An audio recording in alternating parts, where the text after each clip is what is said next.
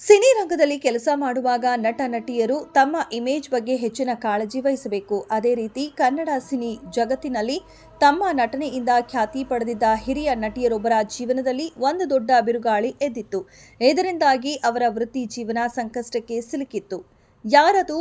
ಬನ್ನಿ ನೋಡೋಣ. ಹೌದು, ನಾವು ಹೇಳುತ್ತಿರುವುದು ನಟಿ ಯಮುನಾ ಅವರಿಗೆ. ಒಂದು ಕಾಲದಲ್ಲಿ ಎದುರಾದ ಸಂಕಷ್ಟದ ಬಗ್ಗೆ ಯಮುನಾ ಅವರ ಮೂಲ ಹೆಸರು ಪ್ರೇಮ. ಅವರು 1990ರ ದಶಕದಲ್ಲಿ ತೆಲುಗು, ಕನ್ನಡ ಮತ್ತು ತಮಿಳು ಚಿತ್ರರಂಗದಲ್ಲಿ ವ್ಯಾಪಕವಾಗಿ ಕಾಣಿಸಿಕೊಂಡರು.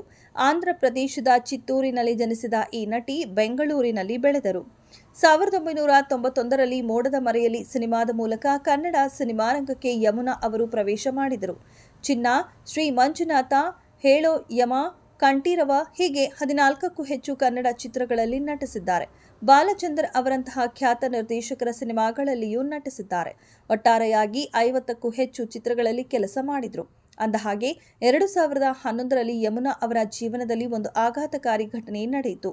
ಬೆಂಗಳೂರಿನ 5 ಸ್ಟಾರ್ ಹೋಟೆಲ್ ಐಟಿಸಿ ರಾಯಲ್ ಗಾರ್ಡನಿಯಾದಲ್ಲಿ ವೇಶ್ಯಾವಾಟಿಕೆ ಪ್ರಕರಣದಲ್ಲಿ ಯಮುನಾ ಅವರನ್ನ ಬಂಧಿಸಲಾಗಿದೆ ಎಂದು ವರದಿಯಾಗಿದೆ. ಅಲ್ಲದೆ ಕೆಲವೇ ದಿನಗಳಲ್ಲಿ ನಟಿಯ ಮೇಲೆ ವ್ಯಭಿಚಾರದ ಆರೋಪ ಕೂಡ ಹೊರಿಸಲಾಯಿತು.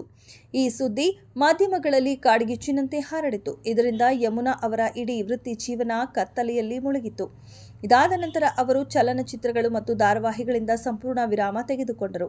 ಇತ್ತೀಚಿನ ಸಂದರ್ಶನವೊಂದರಲ್ಲಿ ಯಮುನಾ ತಾವು ಆ ದಿನ ಹೋಟೆಲ್ನಲ್ಲಿ ಇರಲಿಲ್ಲ, ಸುಳ್ಳು ಮಾಹಿತಿಯ ಆಧಾರದ ಮೇಲೆ ಪೊಲೀಸರು ತಮ್ಮನ್ನ ಬಂಧಿಸಿದ್ದಾಗಿ ಸ್ಪಷ್ಟತೆಯನ್ನ ನೀಡಿದ್ರು.